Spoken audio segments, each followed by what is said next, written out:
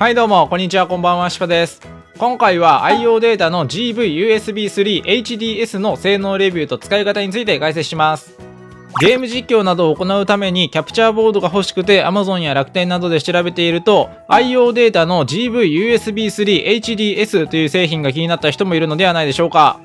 このキャプチャーボードは2021年12月20日に発売された IO データの新製品となっており、以前から販売されていた GV-USB3 HD の上位互換になるキャプチャーボードとなっています。製品ページを見る限りではかなり性能が向上しているみたいですが、本当に使えるだけの性能があるのか気になる人もいると思いますし、他の製品と比べた時にどうなのか気になっている人もいると思うので、詳細なレビューと使い方を解説していこうと思います。ちなみに説明欄に動画の目次を記載していますし、ブログの方でもこの動画と同じ内容を解説しているので、うまく活用しながらチェックしてみてください。それではまず最初に GV-USB3 HDS をまだ購入していない人向けにこの製品の性能について解説していこうと思います。すでにこの製品を購入していて設定方法を早く知りたいという人は説明欄の目次から使い方を解説している項目に飛んでみてください。それでは GV-USB3 HDS の特徴を簡単にレビューすると 4K30fps、1080p120fps、1080p60fps の HDR という画質で録画可能。4K60fps、1080p120fps、1080p60fps の HDR の遅延がない映像を見ながらゲームをプレイ可能。OBS の画面を見ながらゲームをプレイできるくらい遅延が少ない。画質や音質、色味に関しては問題なし。発熱が少ない。設定が簡単。値段が高いけど動画編集ソフト付きでお得といった感じですかね。実際に使用してみた感想としては、画質や音質、色味に関しては問題なかったですし、使用するための設定方法も非常に簡単だったので、いい性能をしている製品だなと思いました。ただ一部の性能の表記の仕方についてちょっと気になる部分があったので注意してほしいですし、他の似たような製品と比べてどうなのか気になる人も多いと思うので、これから解説していく内容を確認して検討してもらえたらと思います。それでは重要な部分の性能をまとめてみるとこのようになっています。じっくりと確認したい人は動画を一時停止して確認するようにしてください。ちなみに動作環境としてはこのようになっているので、自分の PC で使用することができるのか確認してから購入するようにしてください。ここからは実際に使用してみたレビューも交えながら各性能を詳細に解説していきますが、図を使いながら解説していくと、この GV-USB3 HDS というキャプチャーボードは PS5 や PS4、スイッチ、スマホ、カメラなどの映像を出力できる外部機器から 4K60fps、1080p120fps、1080p60fps の HDR 映像を入力することができるようになっています。そして GV-USB3 HDS からゲーム用モニターに HDMI 接続するとパススルー出力することができ、 4K60fps、1080p120fps、1080p60fps の HDR 映像を遅延がない状態で映せるので、特に PS5 などの高画質な映像を出力できるゲームを快適な状態でプレイすることが可能です。あとは GV-USB3 HDS とパソコンを USB 接続すれば 4K30fps、1080p120fps、1080p60fps の HDR 映像を録画したり配信することが可能となっています。ただ注意点として公式サイトの製品仕様のページにも記載されているのですが、このキャプチャーボードに 4K60fps の映像を入力した場合、パススルーの方は問題なく 4K60fps で出力できますが、 OBS に映像を映すときは 1080p60fps までの映像しか映せなくなっています。4K30fps の映像を OBS に移すには 4K30fps の映像をキャプボに入力してあげないといけませんが、パススルー出力の映像の方も 4K30fps となってしまうので注意してください。あと他にも注意点があるのですが、 IO データの製品情報ページを確認してみると 4K60p HDR の高精細な映像やというように記載されていますが、PS5 を使用して検証した限りでは 4K60fps の HDR 映像をパススルー出力したり、その映像を OBS に移すことはできませんでした。また 2K120p の滑らかな映像でゲームをプレイしながらとか、 2K120p で録画可能と記載されていますが、 2560×1440 の 1440p120fps に対応しているという意味ではないので注意が必要です。この 2K という表記は横の解像度がおよそ2000ピクセルの場合に使用されるようになっており、例えばこれらのような解像度は横の解像度がおよそ2000ピクセルになっているので 2K と表記することが可能となっています。最近では 1440p である 2560×1440 を 2K と表記されることが多いので、 2K の表記を見ると 1440p を連想してしまう人も多いと思いますが、実際に製品の HDMI 出力仕様を確認してみると 1440p である 2560×1440 の解像度がどこにも記載されていません。その代わり 2048×1080 や 1920×1080 の解像度は出力できるようになっていますし、 1920×1080 ならば 120fps で出力できるので 2K120p で録画可能と記載されているのだと思います。実際には 1080p120fps で録画可能が正解になるので注意してください。次に画質が気になる人も多いと思うので、実際に PS4 のゲーム内ムービーを OBS で録画してみた映像を確認してみるとこのようになります。 OBS での録画設定は 1080p60fps にして撮影していますが、録画設定をちゃんとやっているおかげもあって動きが激しいところも乱れることなく綺麗な映像になっていますし、色味に関しても問題ありませんでした。もしも 4K 解像度で録画する場合はこれよりもさらに画質を良くすることが可能ですが 30fps になってしまうので注意してください。ちなみに映像の確認のためにトータルで1時間以上は実際に録画していたのですが、長時間撮影していてもキャプチャーボード本体が熱くなることはほとんどなく、他のキャプチャーボードと比べてもトップクラスで発熱が少ないなと感じました。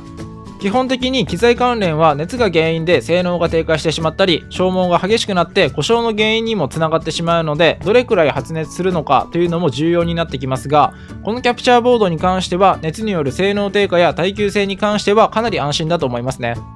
あとキャプチャーボードによっては 1080p60fps で録画できると言っていても 60fps 出せるだけの性能がないものもあったりするのですが、このキャプチャーボードは 1080p60fps でちゃんと録画できるのか検証してみました。また確実に 60fps を出せる機器が PC しかなかったので PC ゲームの映像をキャプチャーボードを経由して撮影しています。もうすでに実際に撮影した動画を動画編集ソフトに入れていますが、これをコマ送りしてみると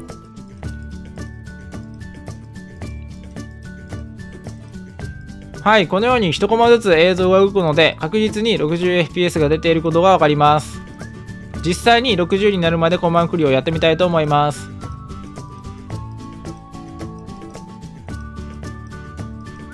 はい、結果としてちゃんと1コマずつ映像が動くので確実に 60fps が出ていることが分かったので参考にしてみてください。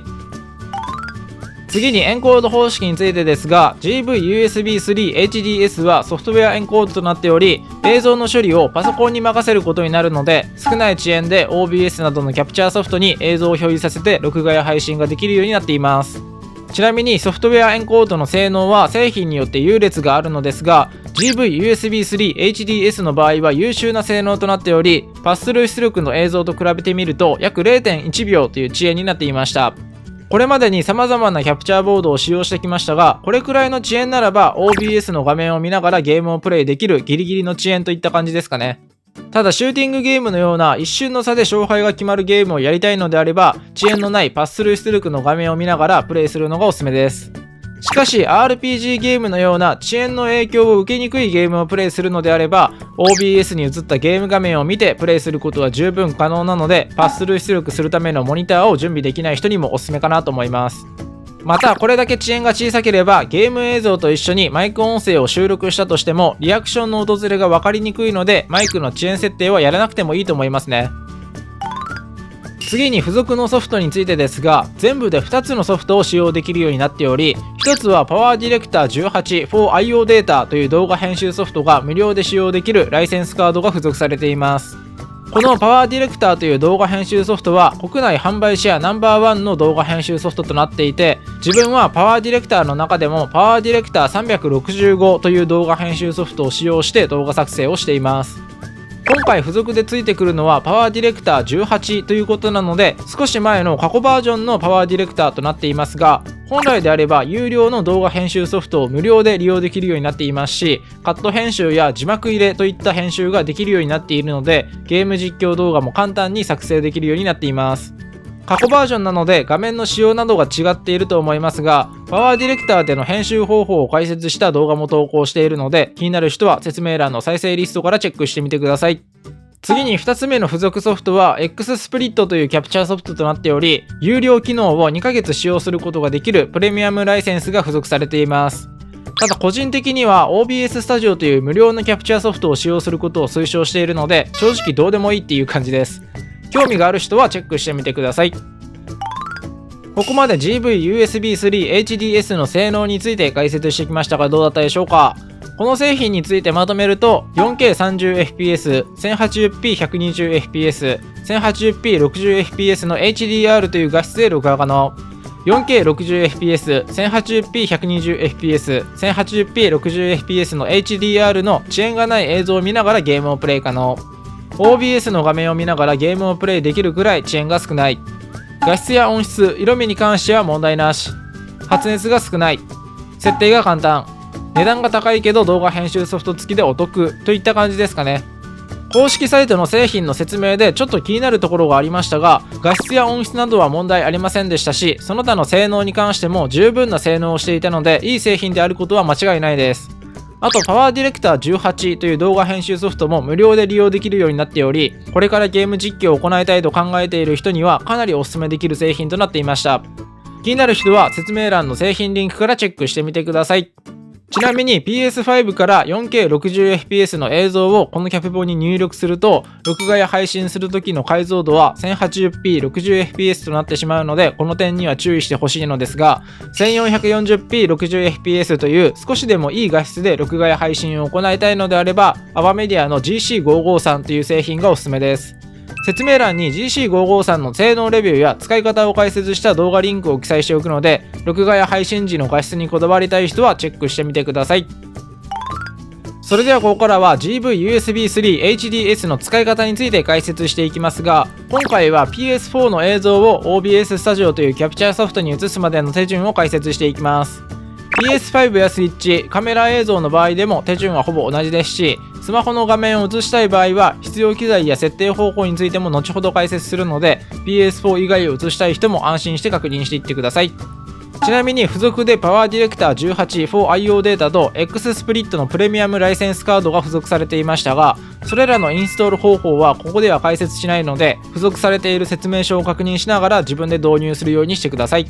それではキャプボ本体の使い方の手順を大まかに解説しておくと、 HDCP を解除する、 GV-USB3 HDS を各機器に接続する、 OBS スタジオをインストールする、 OBS スタジオにゲーム画面を移すという手順で解説していくので、一つ一つの手順を確認していきましょう。まずは HDCP というコピーガードを解除していきます。この作業は PS4 や PS5 を使用する場合のみに必要な作業となっており、これを行わないと OBS にゲーム画面を映すことができないので注意してください。ちなみにスイッチやスマホ、カメラの映像を映したい場合は必要ないので飛ばしてもらって構いません。PS4 や PS5 の HDCP を解除していないという人は説明欄にやり方を解説した動画リンクを記載しておくのでチェックしてみてください。次に GV-USB3 HDS を各機器に接続していきます。特に決まった順番はありませんが、まずは PS4 からの HDMI を GV-USB3 HDS のイン側に接続してください。ちなみにスマホの iPhone を接続したい人もいると思いますが、その場合はライトニングデジタル AV アダプターという HDMI 変換ケーブルを iPhone に接続してから HDMI 接続する必要があります。説明欄に製品リンクを記載しておくのでチェックしてみてください。ちなみにこちらは純正品となっていますが、似たような製品で同じ機能を持った製品も販売されている場合があります。そちらは値段が安いのでそっちを購入したくなりますが、接続不良が発生しやすかったり、表示される映像の遅延時間が純正品よりも大きかったりする場合があるので、個人的にはお勧めしていません。純正品は値段が高いですが品質が保証されていてサポートも充実しているので、基本的に純正品を購入するようにしましょう。ちなみに Android を使っている人もいると思いますが、自分は Android を使ったことがなくて接続方法がよくわからないので、他の人のブログを確認したり自力で接続方法を調べるようにしてください。話を戻しますが、イン側に HDMI を接続できたら、次はアウト側に付属の HDMI ケーブルを接続し、もう片方はゲーム画面を映したいモニターに接続します。次に付属で USB ケーブルがあるので、片方を GV-USB3 HDS に接続し、もう片方を PC に接続すれば接続完了です。ただ注意点として PC に接続するときに USB2.0 の端子に接続してしまうと動作しない場合があるので、必ず USB3.0 の端子に接続するようにしてください。USB2.0 と 3.0 の見分け方がわからないという人は、説明欄に見分け方を解説した動画リンクを記載しておくのでチェックしてみてください。これで接続は以上になりますが、全体の接続図のイメージとしてはこのようになっています。ちなみに GV-USB3 HDS はソフトウェアエンコードの性能が高いので、 OBS などのキャプチャーソフトを表示させたモニター1台だけでもゲーム実況は可能ですが、モニター1台だけでゲーム実況を行うのはあまりお勧めしていません。なぜかというと、動画撮影するときは OBS などのキャプチャーソフトだけでなく、動画台本などの動画で解説する内容を確認しながらやることになりますし、生配信するなら YouTube の配信管理画面やコメント欄なども表示させないといけないので、モニター1台だけではその作業がやりにくく、ゲーム自体もフル画面でプレイできないからです。この接続図のように、1台はパススルー出力でゲーム画面をフル画面で表示させるゲーム用モニター、もう1台は OBS や動画台本、YouTube といった画面を表示させる裏方用モニターというように、モニターを2台使うと録画や配信がやりやすくなるので、個人的にはモニター2台使用することをお勧めします。次に OBS スタジオをインストールする方法を解説していきます。ちなみに OBS スタジオとは何なのかわからない人もいると思いますが、キャプチャーボードからの映像を映し出して録画や配信が行えるソフトとなっています。無料で利用できるにもかかわらず、自分好みに画面を調整したり、ゲーム音やマイク音声なども細かく調整できるようになっているので、動画投稿者、配信者の中ではかなり有名なソフトとなっていますね。一応付属で X スプリットのプレミアムライセンスがついてきますが、これは有料のキャプチャーソフトとなっており、それを2ヶ月分しか利用することができないので、個人的には無料で利用することができる OBS を使用するのがおすすめです。まだ OBS をインストールしていない人は説明欄の動画リンクからやり方を確認してきてください。次に OBS にゲーム画面を映す方法を解説していきます。まずはゲーム画面を表示させたいシーンを選択し、ソースの欄のプラスをクリックして映像キャプチャーデバイスをクリックします。するとソースを作成選択という画面が表示されますが、分かりやすい名前を付けたら OK をクリックしてください。今回は初期設定のまま解説していきます。するとプロパティが表示されるので、デバイスの項目を IO データ GV-USB3 HDS ビデオキャプチャーに設定してください。次に解像度 FPS タイプはカスタム、解像度は 1920×1080、FPS は出力 FPS に合わせるに設定します。もしも外部機器から 4K30fps で映像を入力している場合は 3840×2160 が選択できるようになっているので確認してみてください。次に音声出力モードが音声のみをキャプチャーであることを確認し、カスタム音声デバイスを使用するにチェックを入れてください。すると音声デバイスの項目が表示されるので、デジタルオーディオインターフェース IO データ GV-USB3 HDS オーディオキャプチャーを選択したら OK をクリックしましょう。すると OBS に PS4 の画面が映ります。ただ今の状況では録画や配信を行った時にはゲーム音が入っていますが、 PC に接続したヘッドホンからはゲーム音が聞こえない設定になっています。ゲーム音だけを聞きたい人はパススルー出力しているモニターにヘッドホンを接続するとゲーム音を聞くことができるので、そのようにして対処してください。